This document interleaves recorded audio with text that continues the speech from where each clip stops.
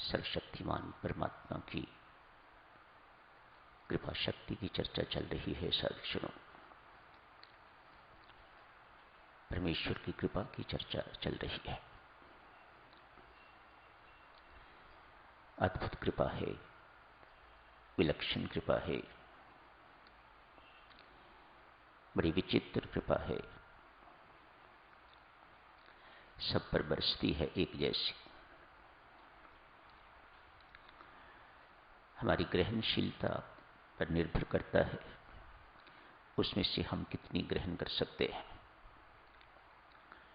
उसकी कृपा में किसी प्रकार की कमी नहीं है, कोई भेदभाव नहीं है। परमेश्वर की कृपा पात्रता नहीं देखती, हम पर निर्भर करता है हमारा पात्र कैसा है, कितना बड़ा है। उसकी कृपा पात्रता नहीं देखती। एक सेठ का नियम था, साधुजन किसी साधु को रोज दोपहर का भोजन करा के तो भोजन किया करते। आके एक साधु भोजन के लिए आए हैं। सेठ स्वयं थाली उनके आगे परोसा करते, स्वयं पास बैठ जाते, खाते साधु को देखकर अपार हर्षित होते। आज इस साधु ने नियमों के अनुसार गौग्रास नहीं निकाला, हमारे अनुसार अन्न पते ये अन्न है तेरा दान महान नहीं किया। भोजन करने से पहले परमेश्वर को मत्था नहीं टेका। भोजन शुरू करने लगे तो सेठ ने टोका, कैसे साधु हैं आप? ये तो हम गृहस्थों को भी पता है कि ये सब कुछ करना चाहिए, आपने साधु होते भी ऐसा नहीं किया। साधु कहते हैं, बहुत करके देखा, इस निर्णय पर निकला हूं, इस निष्कर्ष पर निकला हूं कि परमात्मा नहीं है। अतएव ये सब कुछ करना मैंने बंद कर दिया है। सेठ ने आगे से थाली उठाई, कहा क्षमा करें महात्मन, आप जैसे नास्तिक को मैं भोजन नहीं करवाऊंगा। आप मेहरबानी करके मेरे घर से प्रस्थान कीजिएगा। साधु चले। उसी वक्त आकाशवाणी हुई, सेठ तू मेरा भक्त है, तुझे आज पता लगा है कि ये मुझे नहीं मानता। मैं ये बात बहुत देर से जानता हूं, मैंने आज तक इसके आगे से थाली कभी नहीं हटाई। इसको 2 वक्त का 3 वक्त का भोजन देता रहा हूं कितने वर्षों से। तुझे आज ये पता लगा है कि ये नास्तिक है, परमात्मा को नहीं मानता, और तूने इसके आगे से थाली उठा ली, कैसे मेरे भक्त हो? मुझे आप जैसे भक्त पर बहुत शर्मिंदगी है। भगवान ने उस सेठ को कोसा। मानो परमेश्वर को कोई फर्क नहीं पड़ता कि उसे मानते हो आप कि नहीं मानते हो, जो कुछ उसने करना है वह करता है। रोटी पानी कपड़ा, जो सामान्य आवश्यकताएं हैं व्यक्ति की, वह पूरी करता है। ये कभी परख के देख लीजिएगा, प्रमाणित बातें हैं। अपने कर्मों के अनुसार जितने के हम योग्य हैं उससे वह कहीं अधिक देता है। मत भूलिएगा, वह बंधा हुआ है हमारे कर्मों के अनुसार, हमारी प्रारब्ध के अनुसार। इसके बावजूद भी वह अपने कर्मों के अनुसार जितने के योग्य हैं उससे परमात्मा देव कहीं अधिक देता है। ये हरेक के लिए सत्य है। आज एक चोर भागता भागता,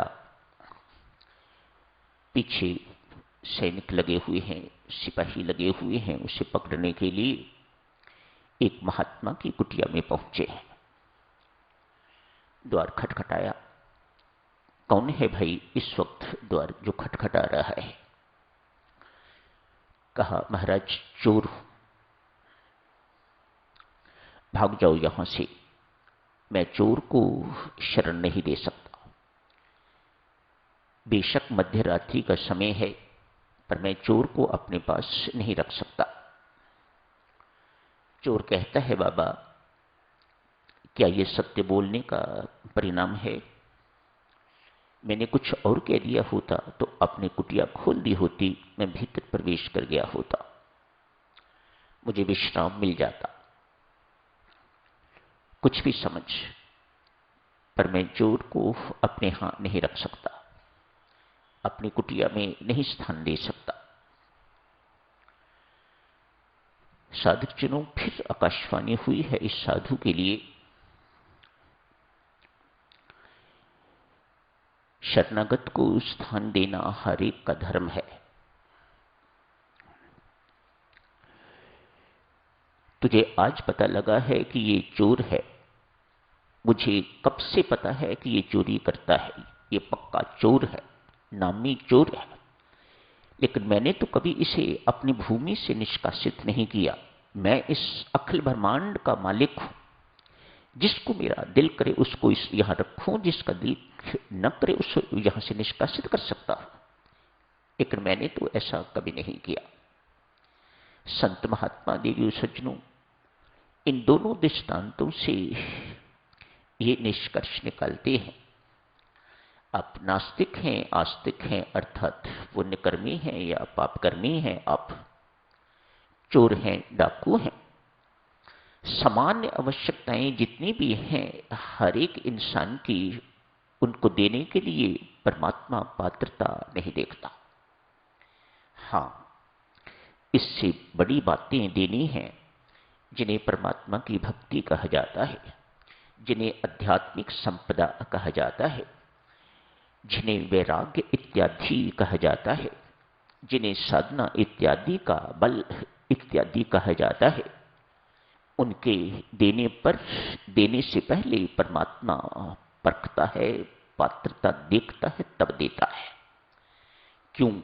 भक्ति हर एक के वश की बात नहीं है, ज्ञान उपार्जन हर एक नहीं कर सकता, वैराग्य को अपने अंदर हर कोई नहीं समेट सकता, हर एक नहीं रख सकता, इत्यादि इत्यादि।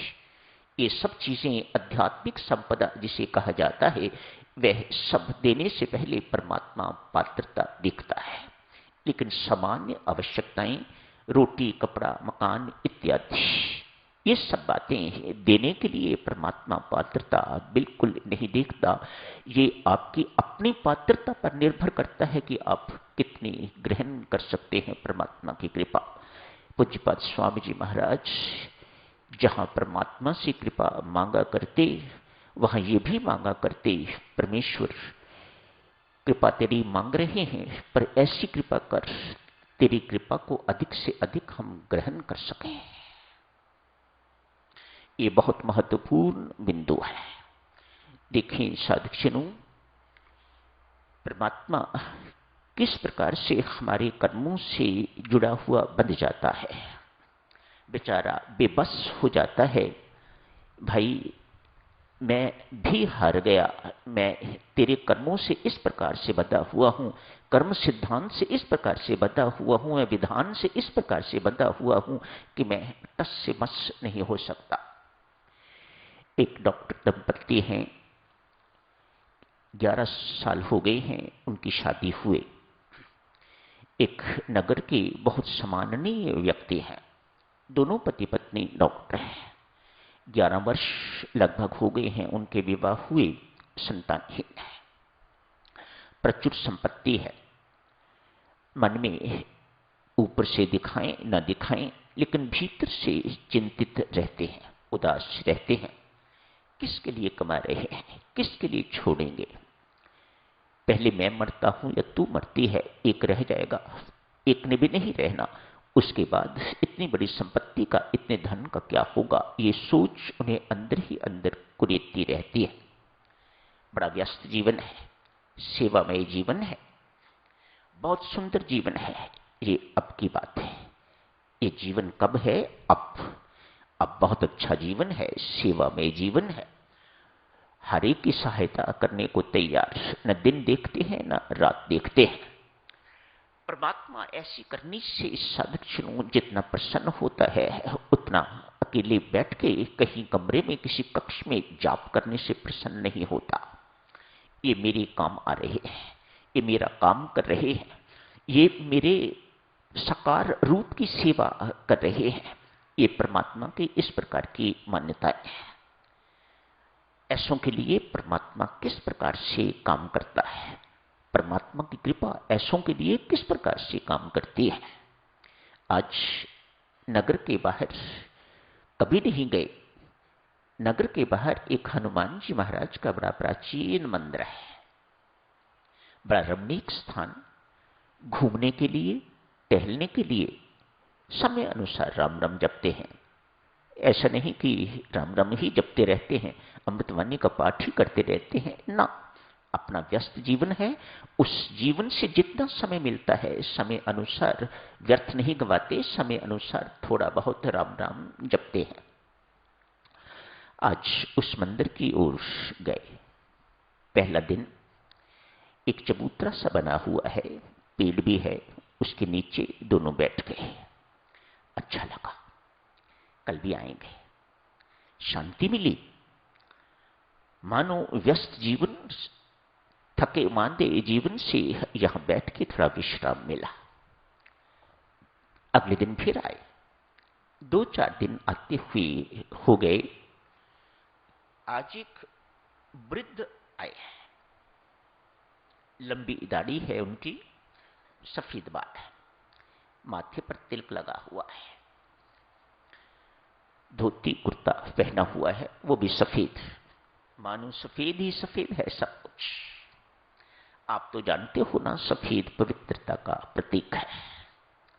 सब कुछ सफेद ही सफेद। आके कहा, बाबूजी उदास लगते हो, क्या बात है? डॉक्टर साहब ने कहा, कुछ नहीं, हम उदास नहीं हैं।